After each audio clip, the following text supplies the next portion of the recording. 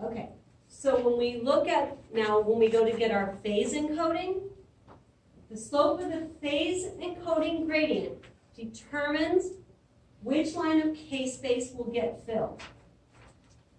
In order to fill a different line of K-space each time the TR gets run, the slope of the phase encoding gradient must change. Okay? The frequency encoding gradient slope remains unchanged during the entire sequence, but in order to fill different lines of TR, the phase encoding gradient slope will change. With each time a TR gets run, the phase encoding gradient slope changes. Is everybody with me? Frequency encoding gradient slope remains the same throughout the entire sequence, throughout every time a TR gets run. But in order to fill different lines of K-space, because remember, you have to fill all lines of K-space before an image can be complete. So if you're using the same phase encoding gradient each time you run a TR, that same line of K-space will get filled, and we'll never fill K-space. We'll never get the image. So frequency encoding gradient slope remains unchanged throughout the sequence or during each TR. Every time a TR gets run, it's the slope of the phase encoding gradient that changes. Bless you. In order to fill different lines of K-space. With me? All of the lines of K-space must be filled in order for an image to be completely formed. Everybody with me? So, if we take a phase encoding matrix, the number of phase encodings that get performed depends on the number of pixels that are selected. So again, the number of pixels determines the size of the pixels.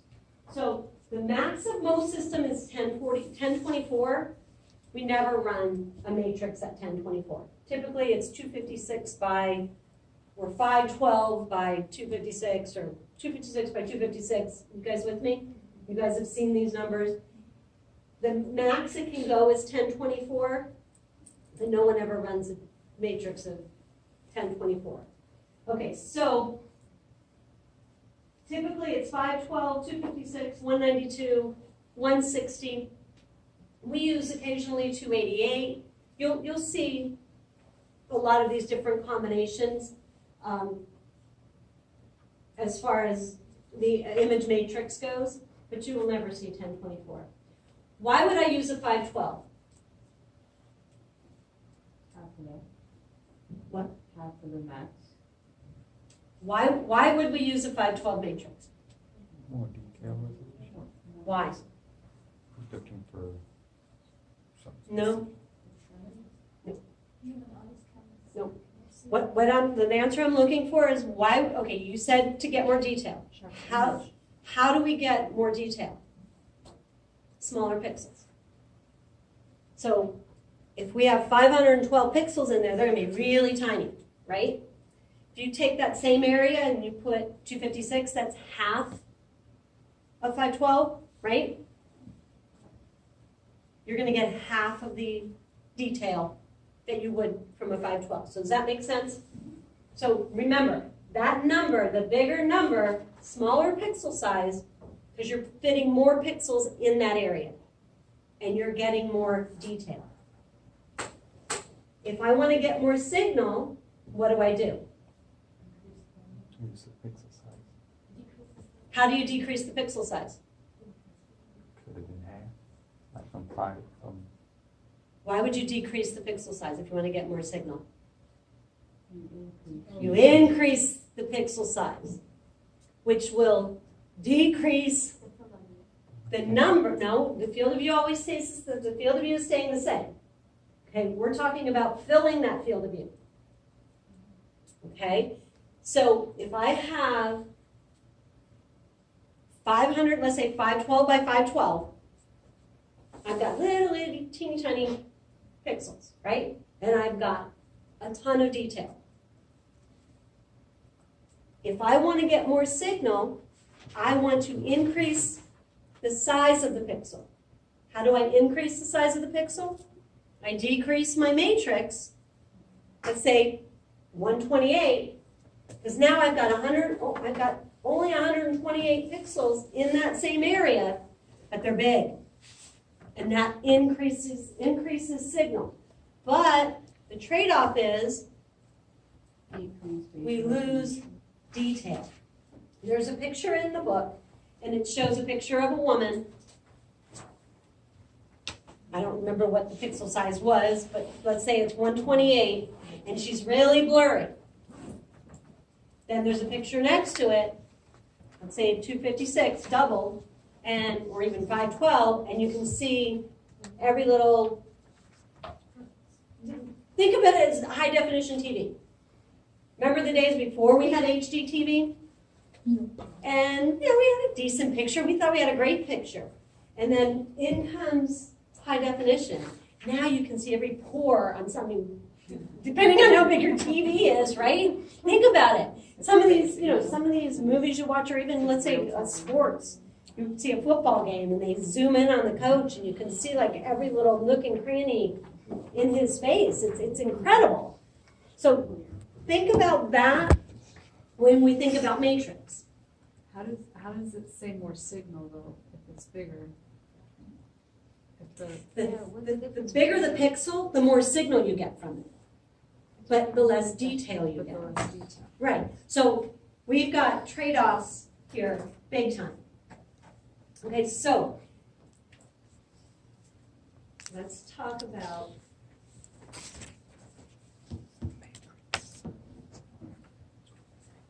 if you want to get a lot of detail, high resolution, high spatial resolution, you're going to use a higher matrix, like a 512 by 512, because that's going to decrease your pixel size.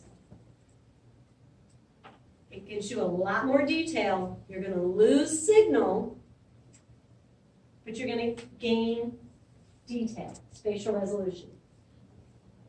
If I want to increase signal, I want a lot of signal, I'm going to decrease my matrix size, like let's say 128, because now I'm fitting only 128 pixels into that field of view, and they're bigger, they're thicker, gives me more signal. Everybody with me? Yes? Okay, so every time, we're going to review. Each time a TR gets run, it gets phase. All slices are frequency encoded and phase encoded. The frequency encoding, the slope remains the same. The phase encoding, the gradients, the slope will change to fill a different line of TR each time. Okay? Every time a TR gets run, it gets phase encoded and frequency encoded. The frequency encoding slope stays the same. The phase encoding slope changes in order to fill a different line of TR. Okay?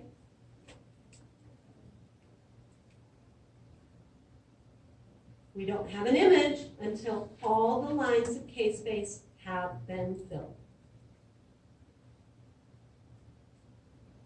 Everybody with me? Ovi, are you with me? Okay, check. So, we have two types of resolution. We have contrast resolution, which is basically the differences between the grays on our image. And then we have spatial resolution. Spatial resolution is the ability to distinguish 2 points. What is the best way to distinguish 2 points?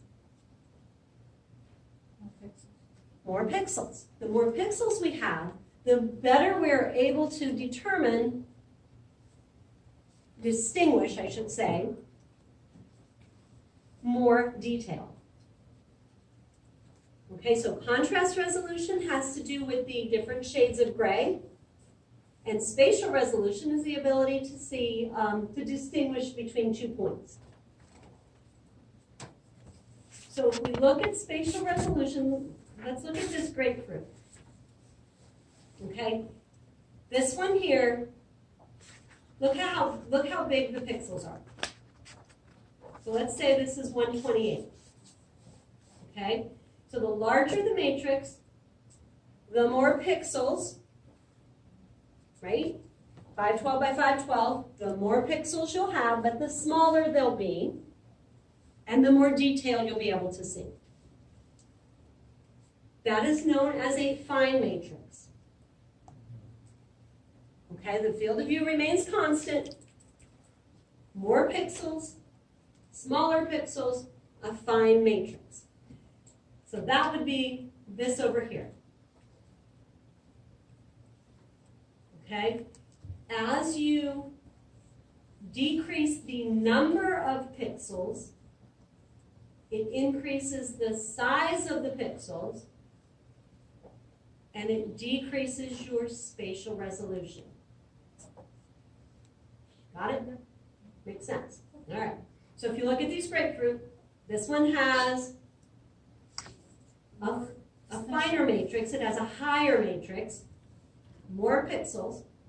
This one has a lot less, but the pixels are bigger. Look how we lose detail. Here, you can see each slice. As you increase, or as you decrease the number of pixels in that field of view, it increases the size of them and it decreases your spatial resolution. So in order to get spatial resolution, we want smaller pixels. How do we get smaller pixels? A high matrix, a larger matrix, or a fine matrix. More pixels, smaller size. Okay?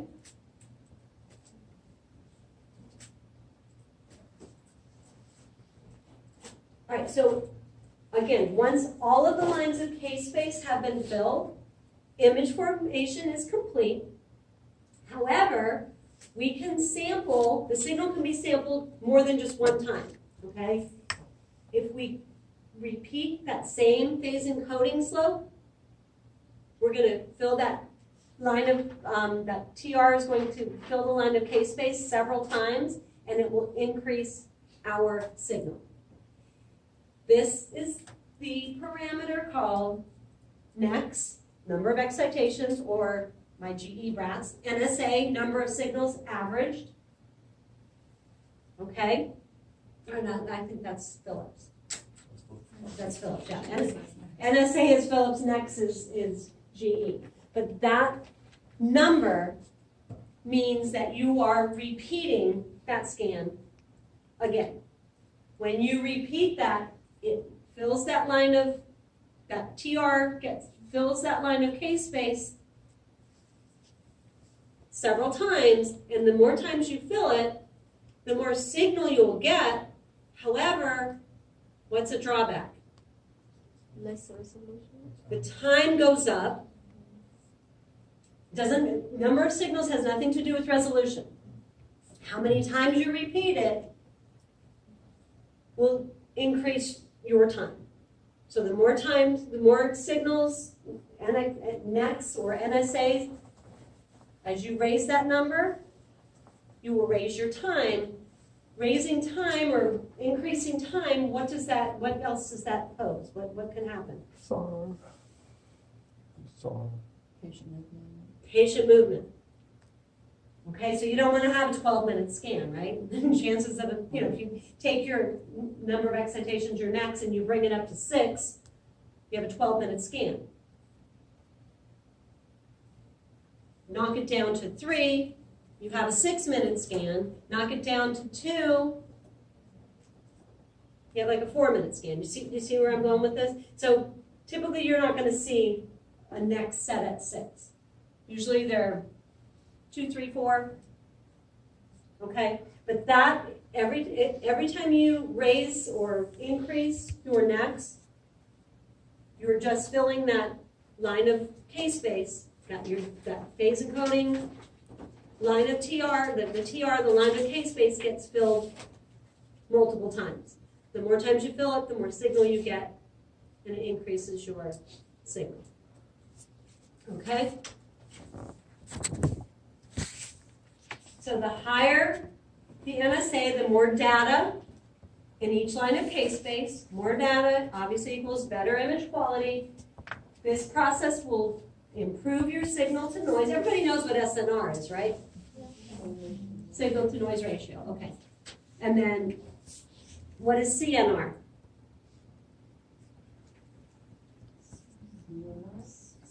It's your contrast to noise resolution, okay? We look at signal. When we're talking MR, we're looking at signal. We're looking at both, but as far as image quality goes, we're looking at signal. So, number of slices. Remember we talked about TR. What does TR control? T1. T1. What else does TR control? The number of slices.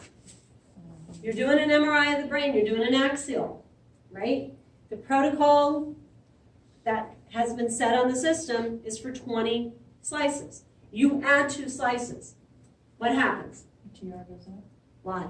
Because you're adding more, so you need more time to scan. Exactly. So if it's saved in protocol for 20 slices, as long as you do 20 slices, you don't have to touch that TR, right? But if you add slices and you don't increase your TR, you're not going to have enough TR to cover all those slices. So what happens? That entire scan has to be run twice. So it's twice the amount of time. Why does it need to be run twice? What happens if you just run it the first time and you don't increase the TR? Then it increases your time by 2, because that set has to run twice in order to get those 2 extra slices. Instead of, if you have a 500 TR for 20 slices, you add 2 slices. You don't change your TR, you're at a 2-minute scan. Immediately that scan becomes a 4-minute scan. If you bump your TR up to like 525, to cover those 2 extra slices, now your scan time's like 2 minutes and 6 seconds. How do you know how much to bump it up by? You on a GE, there's little arrows, there's Not small how, arrows. But I mean, like, how do you know to bump it to What number to go 525 as to? opposed to 530? On the GE systems, those of you that are my GE brats, on the very bottom of your parameter page or your scan page, there's below this line here, it will say number slices, and it'll say max slices.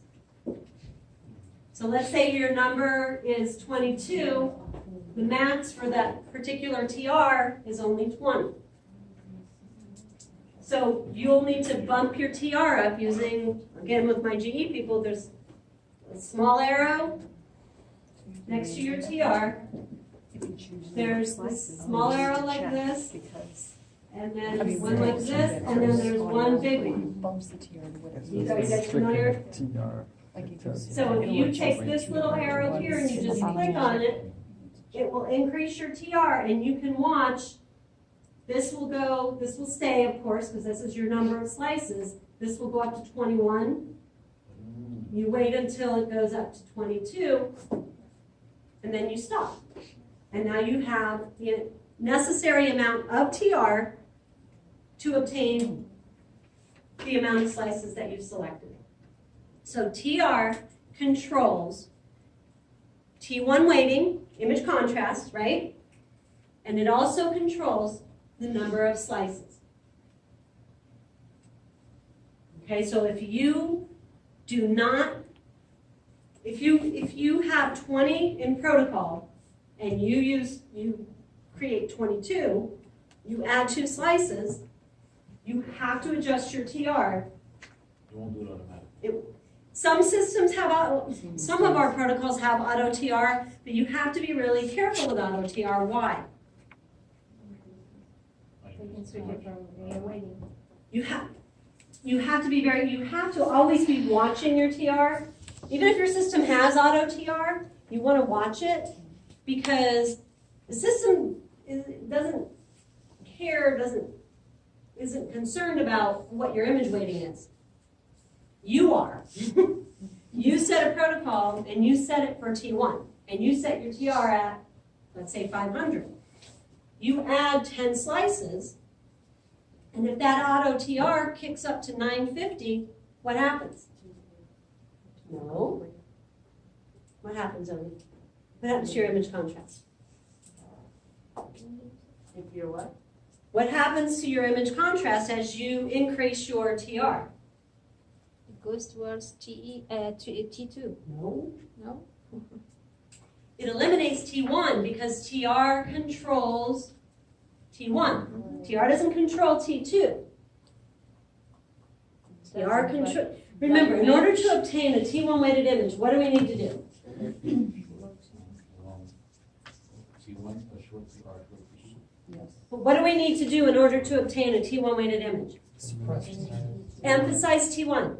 Okay. And diminish diminish T2. How do we emphasize T1? short With TR. a short TR. How do we diminish T2? A short TE. Does that make sense? So if your system has auto TR and you go from having 20 slices to 30 slices and your TR goes up to 950 and you think, I got auto TR, I don't have to worry about it. You have to worry about it. Well, So in that situation, what would you do? You've added 10 slices. Your TR went from 500 up to 950. Change your number of acquisitions, How do you do that? or your NEX. Nope. That's Oh. you're on the right track. The NEX and the number of acquisitions are 2 totally different things. Okay? This is time for the light bulb to start flipping on. Okay. The NEX or the NSA is how many times you run that TR in order to fill the lines of K-space. Okay? The more you fill the lines of K-space, the more signal you have. So as you increase the NEX or NSA, you're increasing the amount of times that you're filling the lines of K-space, which increases your signal. Number of acquisitions has to do with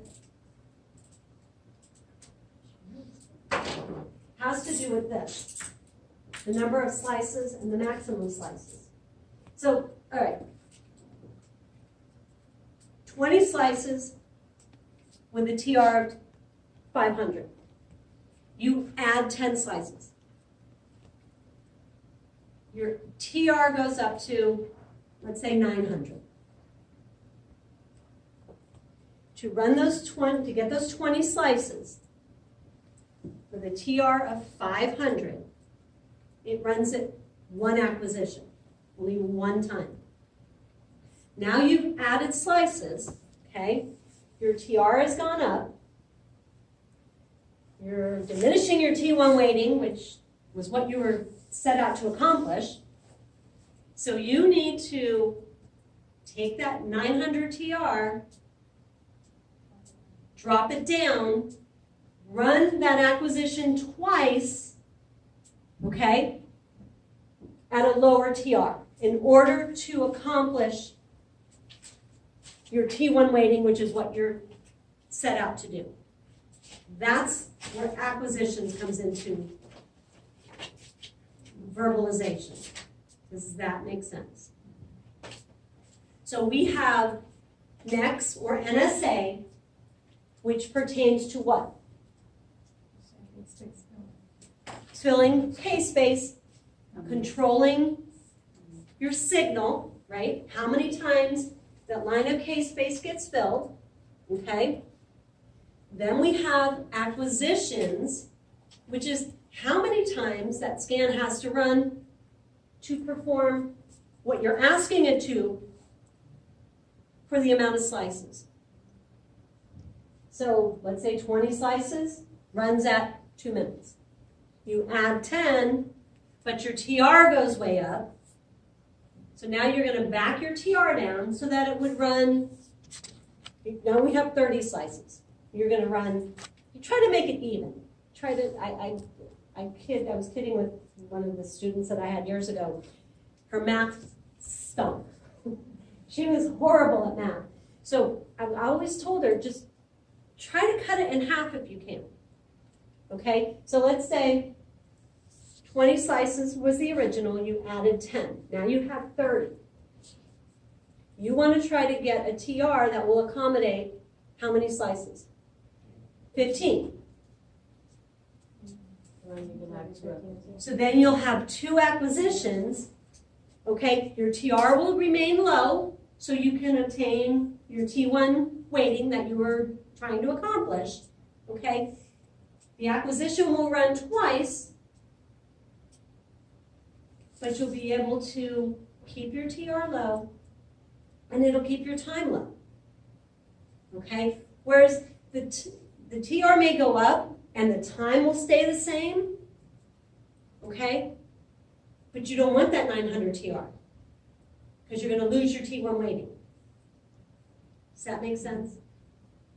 So it's gonna make your scan longer, but that's okay. It's not going to necessarily, maybe by a few seconds, by dropping your TR and down to make it 2 acquisitions, but it's going to keep your TR within the range that you need it in order to get a T1 weighted image. Now, when we're dealing with T2, does that affect T2? T. Why? Doesn't affect T. Does our TR matter on a T2? No. Yes and no. We want a long. We, to get a T2 weighted image, what do we want? What are we set out to do? Long T. Diminish T1. How, Mike? Long TR. With a longer TR. So TR controls T1 weighting, and it also controls the number of slices. So when you're in the T2 range and you increase your slices, you can you can increase your TR from 3,000 to 4,000, 3,000 to 4,500. It's not going to affect your image weighting. Does that make sense? Is that what incantations are? Or is that something- Yes, that concatenations is the same as number of acquisitions. Oh. That's how mine is. Yes. Concatenation is an acquisition. It's just different verbiage with different machines. Yeah, different Yeah. for Siemens and I think Philips, it's concatenations. For What's it called in GE, it's Siemens? number of what?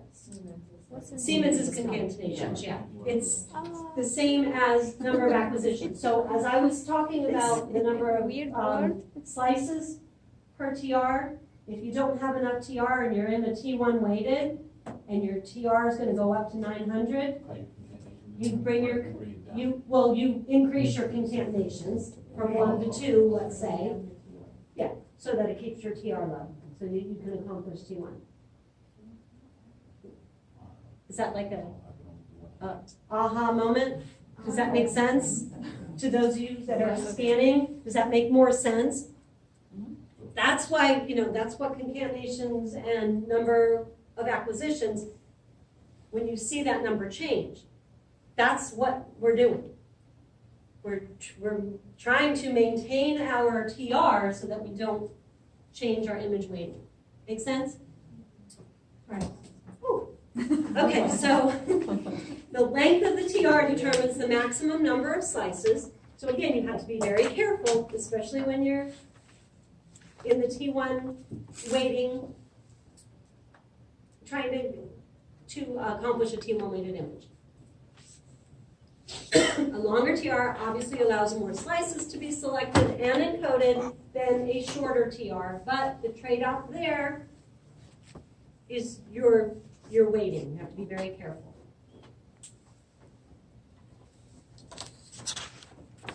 So your scan timing, if one phase encoding is performed with each TR, let's say 128 phase matrix is selected, each TR must be performed 128 times.